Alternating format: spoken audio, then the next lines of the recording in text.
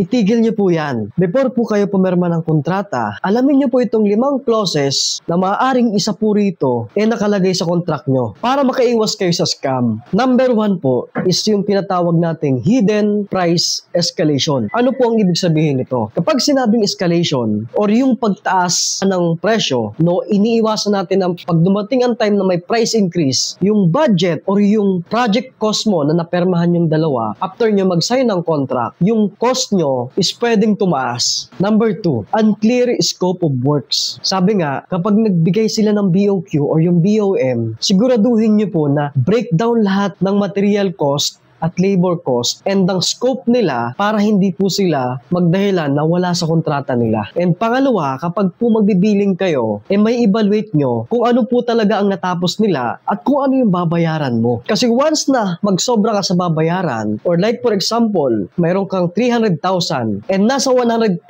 pa lang sila, nag-claim na sila agad ng 300,000 at binayaran mo, pwede ka ng takasan. Number 3, reasonable down payment clause. Kapag po sa kontrata, pinipilit ng contractor na ang down payment mo is nasa 50% or more than that, magdalawang isip na po kayo. Ang project po, kapag nagsisimula pa lang, hindi po gagastos yan ng 50% agad. Usually, ang project, net po nito na magagastos ng contractor is nasa around 5 to 10% lang po. Kung more than that, papakita naman nila kung ano ba yung gagawin nila. Like for example, kung magtatayo sila ng staff or temporary facility ng engineer or ni foreman para makapagtayo sila ng bahay, dapat po is justifiable. Meaning, nakalagay po sa contract, okay? Number 4, no clear timeline cost. Kapag po ang contractor hindi po naglagay kung kailan matatapos ang project, pwede nga mangyari, pangakuan ka lang yan na this next month until this next year, unlimited po yan. And wala po kayong magagawa kung madedelay sila dahil hindi po nakalagay kung ano po specific na completion ng project. Basahin niyo po ng mabuti yung contract. And pang-5, one-sided termination clause. Ito, maaaring ilagay din nila pabor sa contractor. Kapag po nagkaroon ng breach of contract at hindi natapos yung project mo,